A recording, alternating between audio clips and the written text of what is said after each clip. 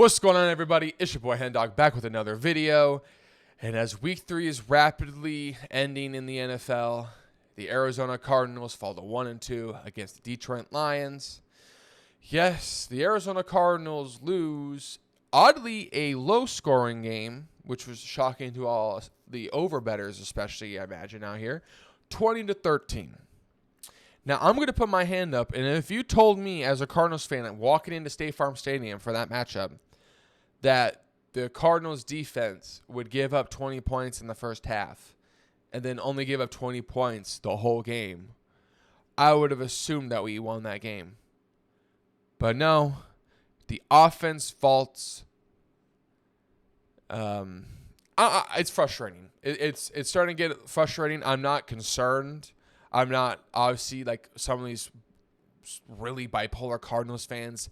1 week saying Kyler's top 5, another week question whether he's a franchise quarterback and whether he's worth all that money. But it is starting to be frustrating when I know Kyler Murray's a top 10 quarterback. I have faith in Kyler Murray's ability. I have faith in Marvin Harrison Jr.'s ability, Michael Wilson's ability. Like, we have talent on the offense, yet for some reason we falter in the second half again in games against beatable opponents. Even though they're better than us on a 53-man roster, the game was there for us to be had. Anyways, I will get into that a little later in this video. But there's 2 things I want to get off my chest right away. First of all, the home crowd at State Farm Stadium yesterday was a fucking disgrace. I know people want to take a wait-and-see approach with this team. I know season tickets are somewhat expensive. I'm fucking paying for one of them. But through 2 weeks, did this team not give you more like hype and more hope than the last 2 or 3 years of this franchise as a whole? Didn't we just dominate the Rams?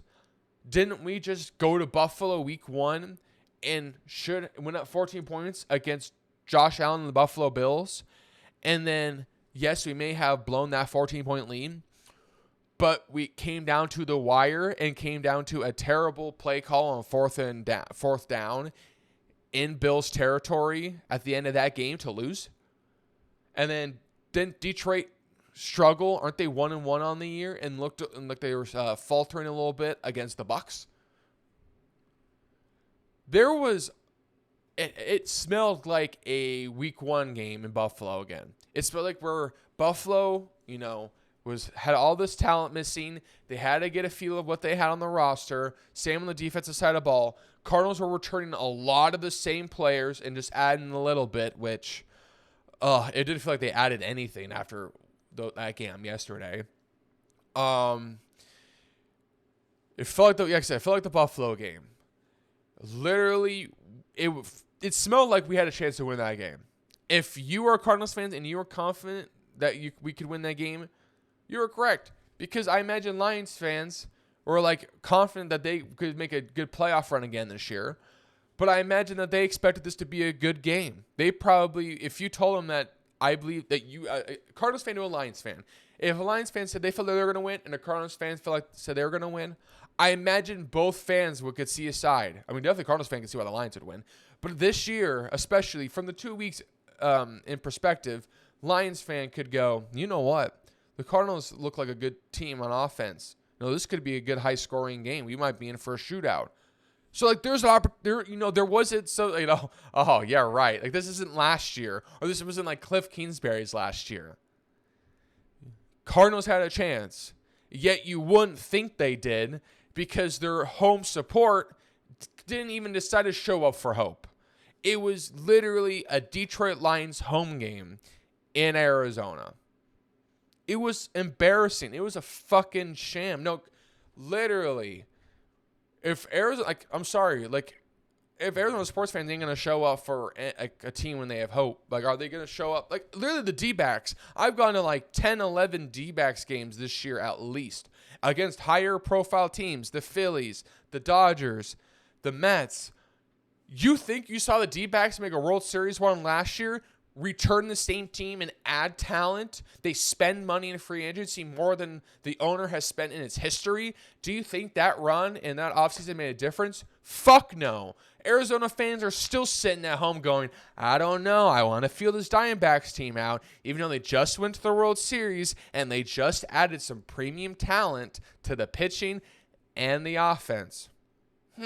No, they still are sitting at home. So I'm sorry. I'm starting to get really frustrated with the support down here because the Coyotes just left. Aren't you trying to like get going? Like, oh, we lost the Coyotes. We should rally around the rest of our teams. Like, we are a sports city. We should embrace. You know how lucky you are to be a sports city? Like, embrace that. Don't sit at home in your nice air-conditioned and then watch from home and go, yeah, go D-backs. I'm a D-backs fan. Yeah, you're only as much as a fan as you can reach through your television screen, you dumbass. Like, go out. Support your teams and shit. The D-backs are really good, but yet they rank in the top, like, 1% to 2% of the cheapest tickets in baseball. Like, go, man. Like, go support your teams. You're not a fan if you're only sitting at home. Like, come on. Like, embrace your fandom. Go to a game. Cheer the game. Like, it's a different experience. Go to the games. Second of all, which, first of all, the crowd didn't have an impact on the game. It was just really infuriating. Because I know, like, literally if you look at, like, the early 2000s and stuff like that, Arizona was brewing. It was beautiful sports town. Fans were showing up. The Coyotes, even through all the shit through multiple owners, all the Coyotes fans showed up. Now it's like as the teams are kind of getting good again, showing like promise, it's like now fans kind of have like a wait and see approach. It's like, you know, I know it was a tough few years with the Suns, with Eric Bledsoe, the Morris brothers, and then the Cardinals after Bruce Arians. And the D-backs with Torey Lovullo training Paul Goldschmidt away. Trust me, I'm literally a fan of all those teams. Even though I'm not from here, I've watched it. I know what it's like. I'm an avid sports fan. But at some point, we got to be able to move on. Like, if a team shows promise, and these teams are like the D-backs especially, and they're in the thick of it, and they need every fan out there supporting them at the homestand as they're trying to push for a wild card spot. Don't you want to go out there and help push your team into the postseason? Or are you just going to wait and see approach until next year? Because guess what? You going next year isn't going to help them make the postseason this year. So just go out, support your team, help them fight. Let's make Arizona loud. Let's make Arizona proud. Come on.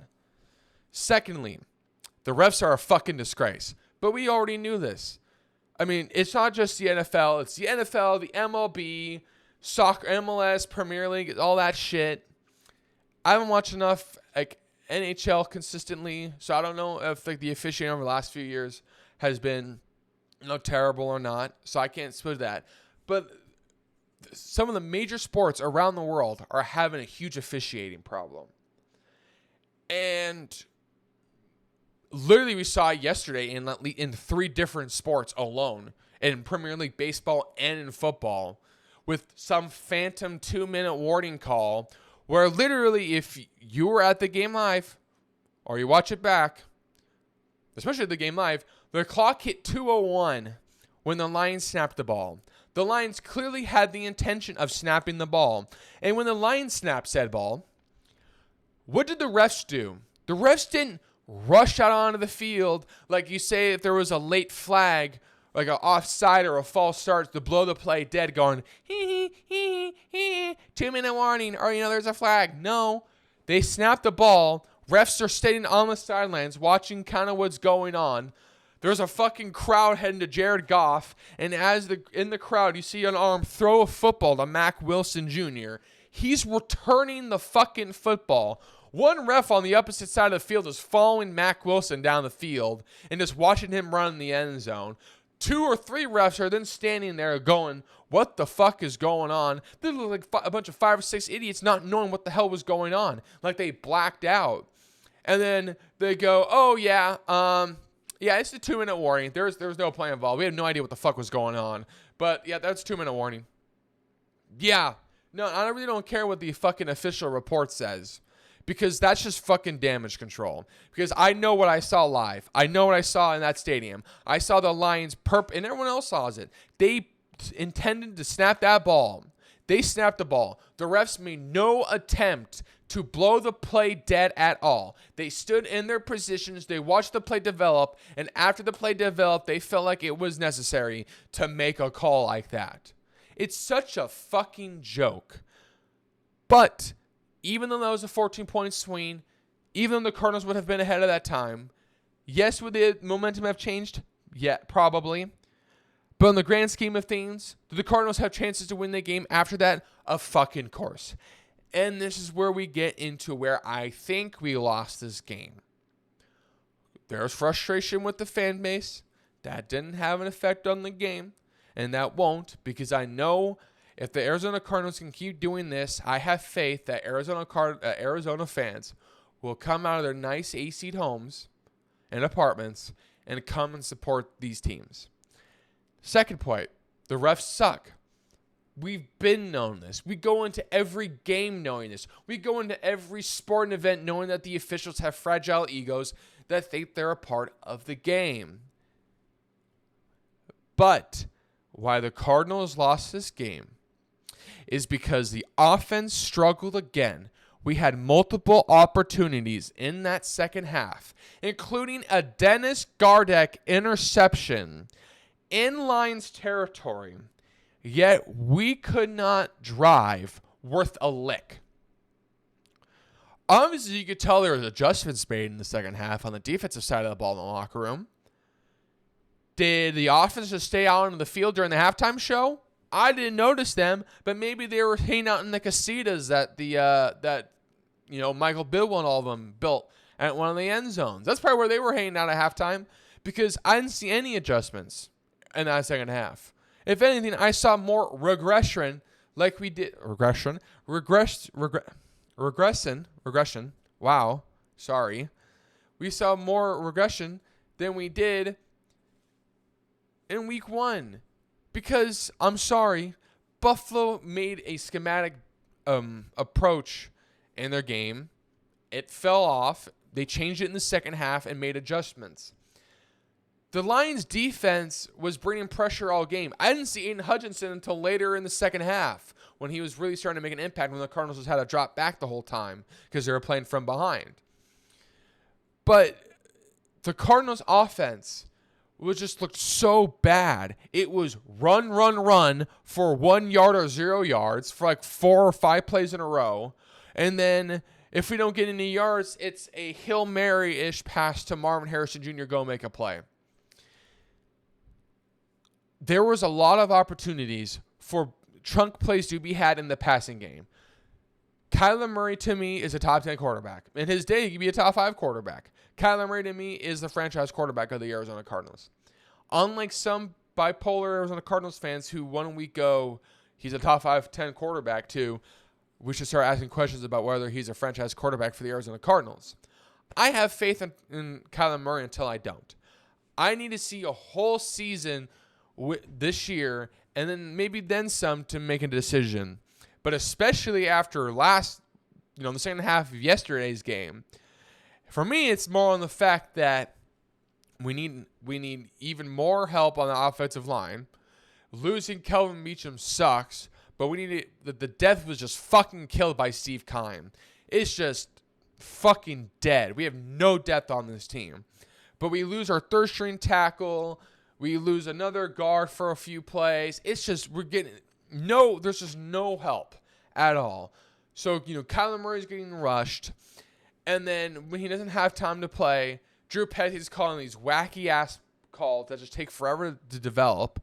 And then when it's 3rd and long, they finally call these good chunk plays where it's like, it's 2nd and 7. Oh, we get sacked for 4 or 5 yards. Okay, it's 3rd and 14. Oh, we're going to run this nice 5-yard in or just comeback route, this beautiful 10-yard comeback route that's wide open that gets us to like a 4th and 1, 4th and 2. Why didn't we run that on 2nd down When literally, if you wanted to run the ball like you obviously clearly wanted to, get to 3rd and 1, 3rd and 2, and then have the ability to run the ball. And then also, I know, speaking of running the ball, I know Kyler is still getting his sea legs under him. Yes, I know he played about 7 8 games last year, but he's still kind of getting used to that leg after the surgery, but looks really good. I'm not saying that's the excuse. If anything, I want to see him do that more with designed runs. I'd love to see him run more with the ball if it's an option, so you can keep the defense honest. Like if most of Kyler Murray's rushes are him scrambling out of the pocket to make something happen, that's not good. Kyler Murray has the ability to affect the game in the run game. Use that to your advantage. Make out of Kyler Murray's 8 attempts, make 5 of them designed runs. Don't make 5 of them scrambles because Aiden Hutchinson's breathing down his neck. Like, keep the defense honest. Don't let the end keep crashing on James Conner to get no runs. I'm just going to run into the back of Yelda Froholt and get no yards. Read option. Linebackers crashing down. I'm going to keep it and run it outside. We can't do that anymore. We got to watch out for Kyler maybe pulling it to the outside. We can't crash down anymore. But they kept doing that, and they were able to stop the run. We need to be more creative with the runs. And if you want to pass it, we need to be more, I don't want to say creative. We need to find ways where we can just get yards consistently. Like, it's cool that we can get big plays to Marv, big plays to McBride, big plays to Wilson. But it doesn't hurt to have plays that you know you can consistently get these small yards to not always put yourself in your own end zone, essentially. And instead of, like, in 1st down, get to a 2nd and 7, 2nd and 6, not to a 2nd and 10 or 2nd and 9. Unleash this offense, because Drew Petzing, I bet you, if you can get this offense moving, your playbook would be more open than you ever could imagine with the talent on this team. But you need to get there. You need to find ways to get yards consistently. And if you can get yards consistently and score more, the defense is going to be having to play more, and you'll have your whole playbook to use. They don't know what's coming around here. I'm a jet sweep it. I'm going to do a play action or a screenplay here. But you won't know what's coming. But it's only week 3. I can't be mad. We got the Commanders next week. I hope to see a lot more Cardinals fans next week against a inferior Washington Commanders team. I imagine there will be some betting on the side, especially with Arizona natives, especially Sun Devils, because Jane Daniels, former ASU quarterback, should be an ASU lifer, but thank you, Herm Edwards, again, for that shit. Jane Daniels returns to the Valley, plays the Cardinals, and even though the Commanders do bring some power on offense, Cardinals should be able to win this game. There's no reason why the Cardinals, with home support behind them, should not, after week 4, being 2-2. This NFC West looks wide open through 3 weeks.